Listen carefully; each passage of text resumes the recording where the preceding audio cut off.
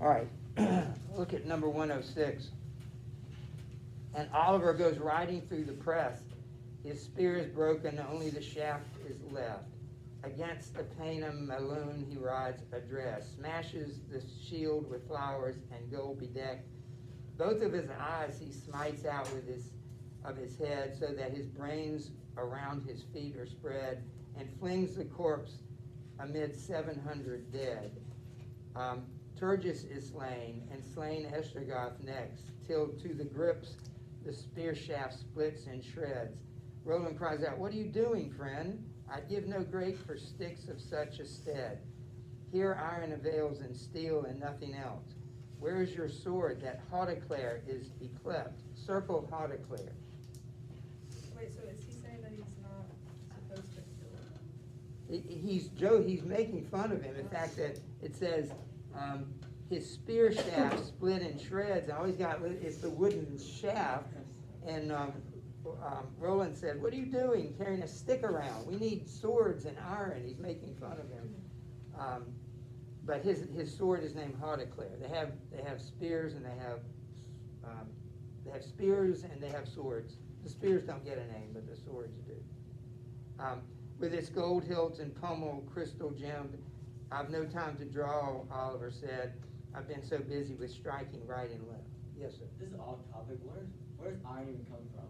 What? Where's iron come from? Like, not The ground, from iron ore. Like Minecraft. Yeah. I never played Minecraft, so That's depressing. Wow. All right, so 106, circle the name Hauteclair. Are you keeping up with this? Circle the name Hauteclair. All right, we're going to go to 107. And we're going to skip 107. So just write skip there.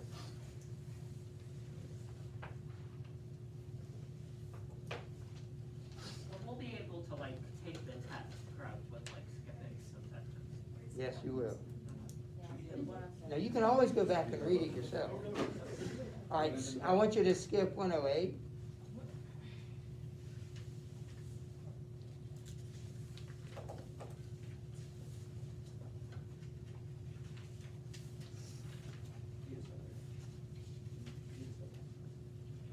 I want you to, let me read the first line of 109. All right, it says, "Fiercer and still more fierce the battle grows. Both the French and the Paynims deal wondrous heavy strokes." Underline those two lines.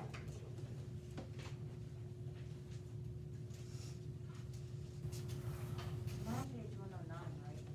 We're on page 106, number 109. Oh, okay. We're just going page by page. John Carter, do you have a pen or anything? Johnny, I got you. Got some right over here. There you go, Johnny.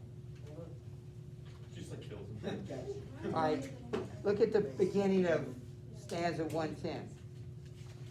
"As fierce is the battle and wondrous grim the fight, both Oliver and Roland boldly smite." Underline those two lines. Did you notice this? All those lines are similar? What do we call that?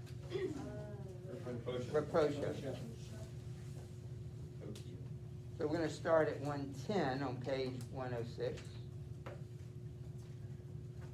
"Fierce is the battle and wondrous grim the fight, both Oliver and Roland boldly smite. Thousands of strokes the stout archbishop strikes. The whole 12 peers are not a whit behind, and the French ranks lay on with all their might. Heaped by the 100,000s of Paynims lie." Circle that, 100,000s. See, the numbers are so, again, outlandish. 100,000 dead.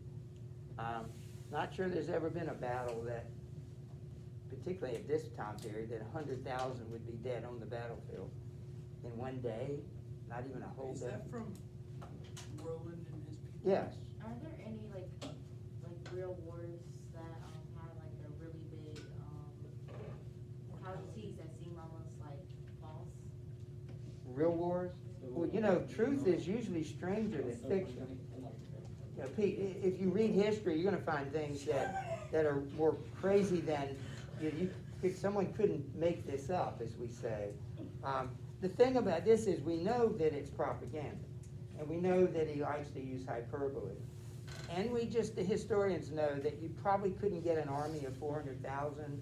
The populations weren't that big. So these numbers are inflated. But right here, in just a few hours, 100,000 are dead. Yeah, What is the test? the 1st of December. So that's after break, right? Yes, But that's like, that would be like Right after break. this week, we have to read it. that's right, that's what I've been saying, yes. Second Oh, day. oh, right, yeah. Yeah, Rough draft on right. the street pictures. Didn't the Persians have like a lot of people in the army though? I've forgotten, like, Yeah, but these numbers are still probably inflated. They Alright, let me- might have had like 200,000. Maybe so. And let me keep reading. Y'all are being a little slow. All right, heaped by the 100,000s of Paynim's lie, none can escape unless he turns and flies. Will he or nil he, there must be, he leave his life. There France lose the noblest of her knights. They'll see no more the kindreds and their sires, nor Charles who scans the past with anxious eyes. So circle the term will he or nil he. It's what it has the word or in there. But circle that. Will he or nil he? Why does English change words so much? 'Cause, like, It's a wonderful language. We have the blessing of having a language that has, instead of one word for something, we might have 10 or 12 words for it. That's a good thing, not a bad thing. All right, so just note again that the battle is going well for the French. So we're gonna, I'm gonna read at the top of page 107. Throughout all France, terrific tempests rise. Thunder is heard, the stormy wind blows high. Unmeasured rain and hail fall from the sky. While thick and fast flashes the levin bright. And true it is the earth quakes far and wide. Bracket that. I lost our place. We're at the top of page 107. Like, So bracket bracket far and everything you just wide. Starting with throughout all France, terrific. I can tell that, trying to stay with me is a little hard.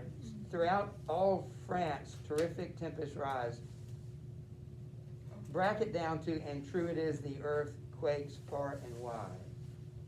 See that? Now, Michael, we lost you again. What? No, I remember. Well, if you put your head down, it's gonna appear that you're not paying attention. I'm contemplating the book. Yeah, don't put your head down. Aren't you already- All right, let me explain. Notice that you see this a lot in Scripture, and as well as in and even Shakespeare, but that nature reacts to what's going on. The author will sometimes have nature respond to what's going on the ground. So while there's this tremendous battle in heaven, there's thunder and winds, and maybe there really is a storm going on around them, but it seems like biblical proportions, doesn't it? It sounds like it's like a heavenly battle, not just an earthly battle.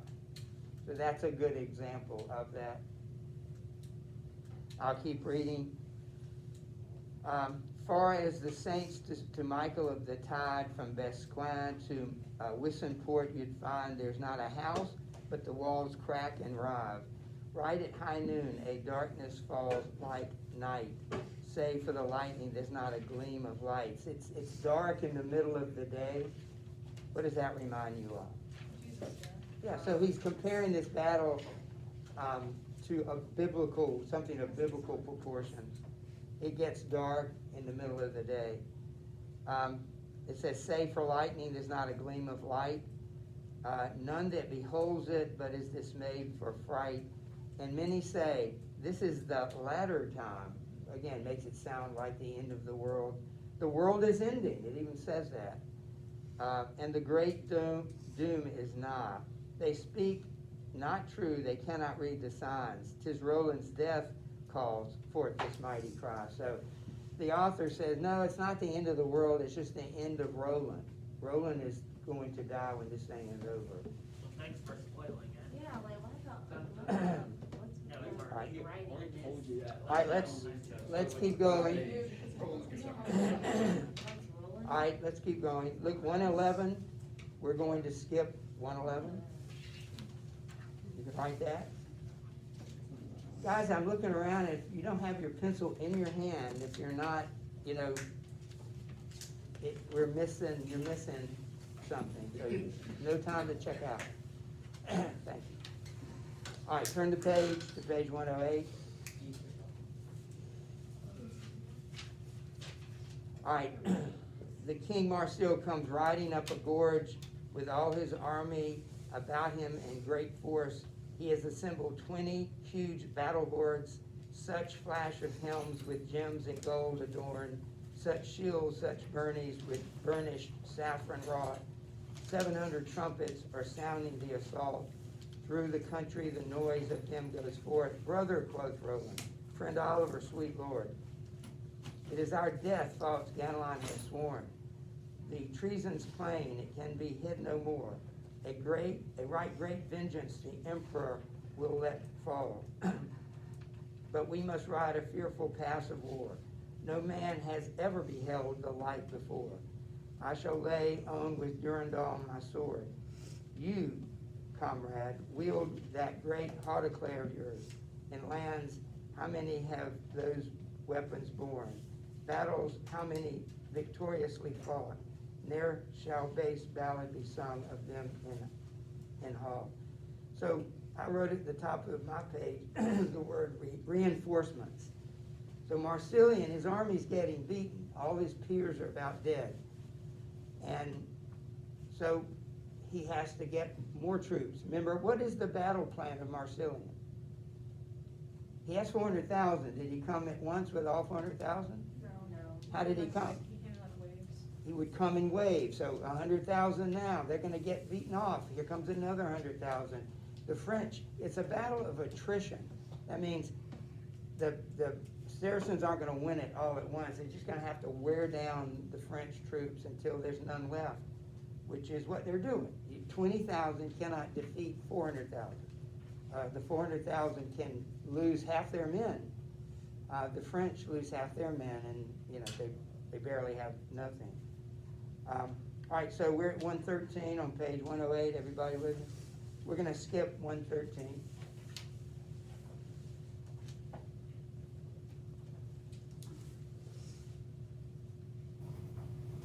And we're going to skip 114.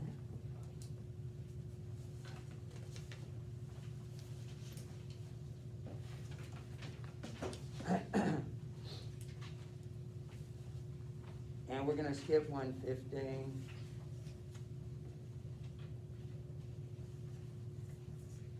Question, what is the, okay, when are the study guides and the, review gauge? It'll be due when we come back. We'll finish them mostly this week. We'll work on when we come back. Yeah. I missed that class. Is there like another sheet that, All right. I'll get it for you before you leave. You don't have those. Get it today.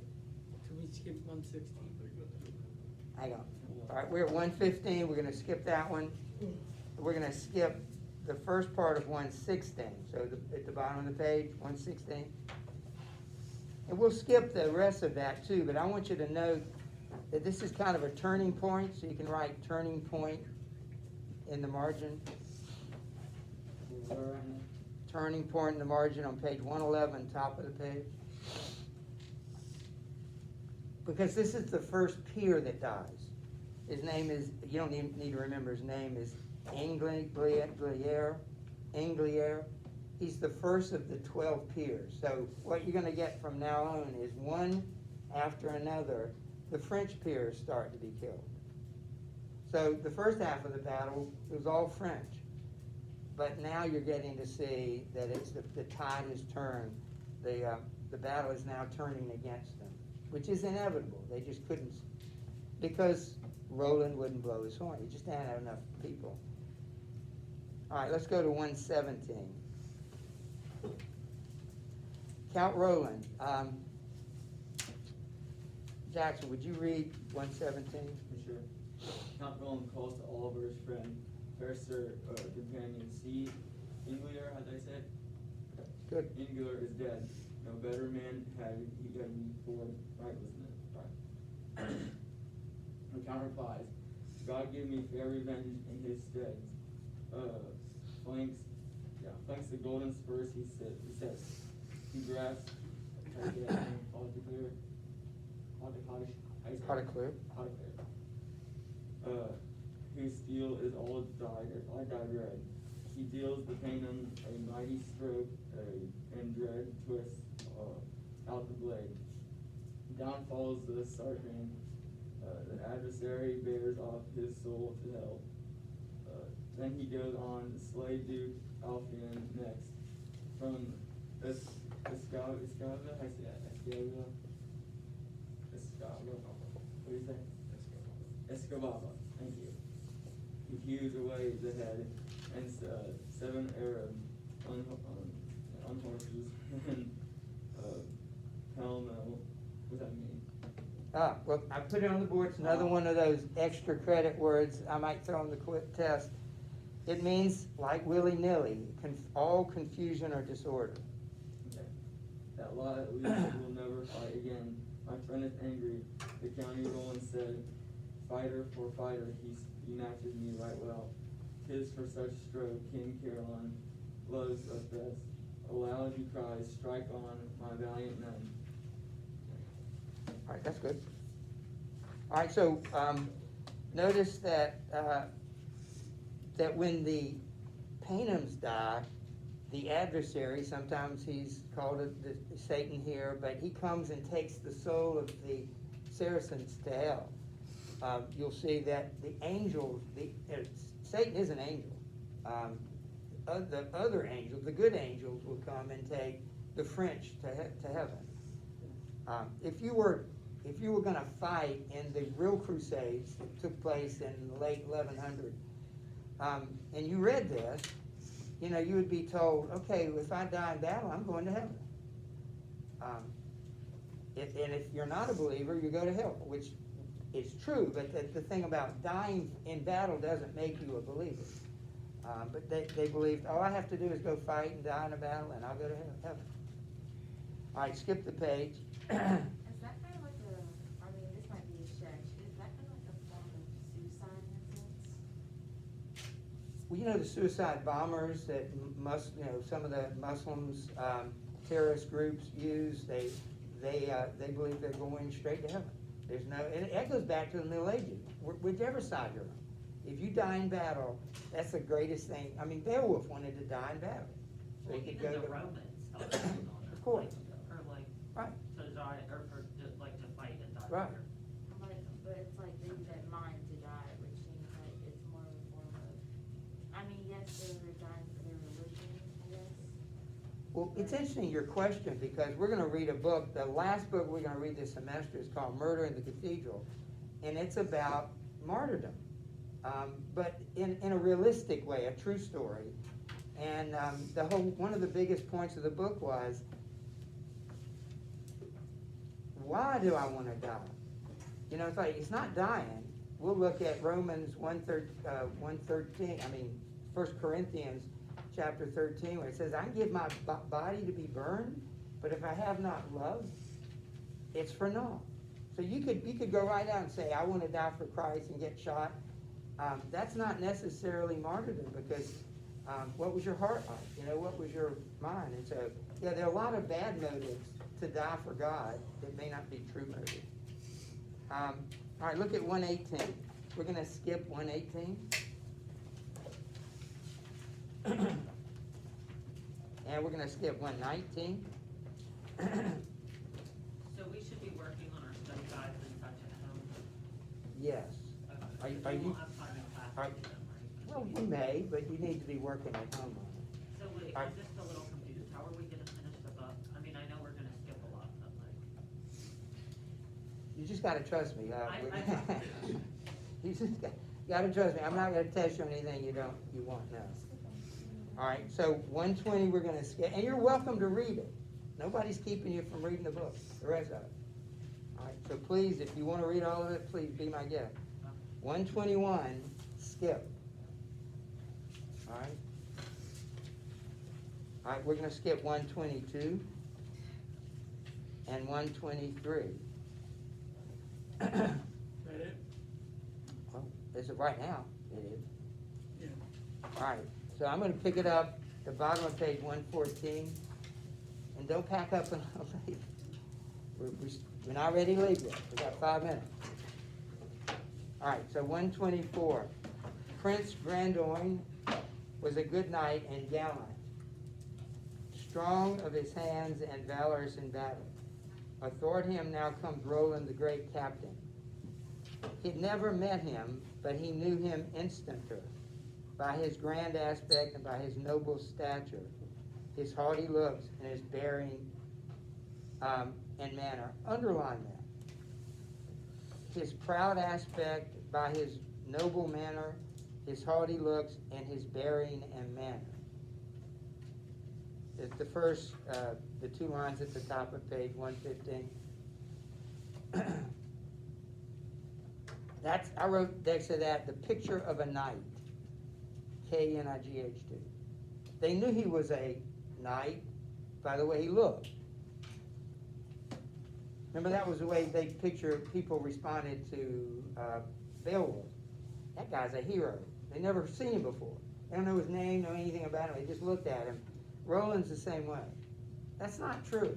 We wrote a whole journal about what do heroes look like. Well, there's no way to know what a hero is by looking at him. Some of those guys might be cowards.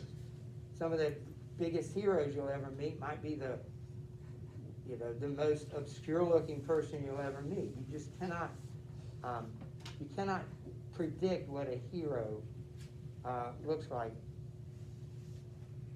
All right, so, but in literature, sometimes you can, like in this. He cannot help it.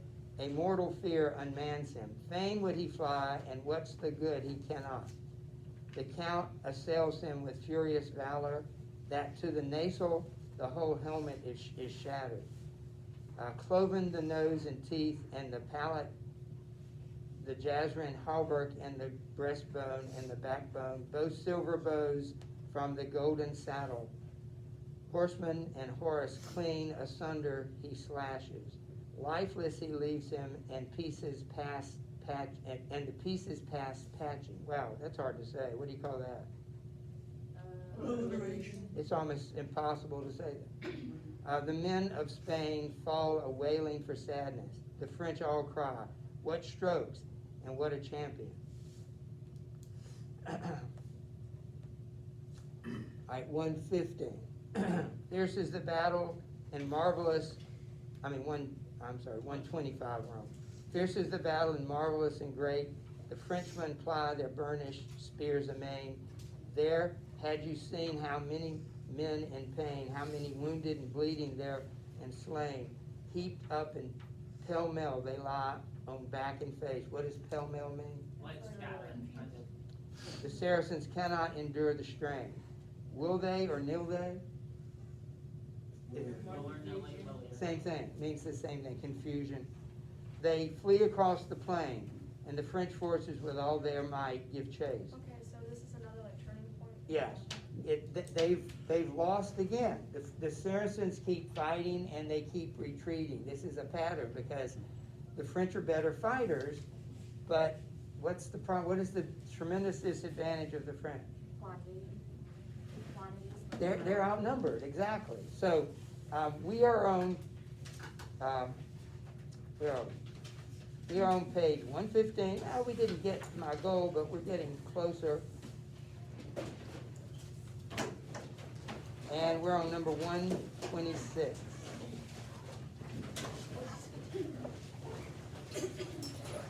All right, yes, what is your homework? Your homework is to work on the review sheets, except for you need one, Andrew needs one. But please work on that.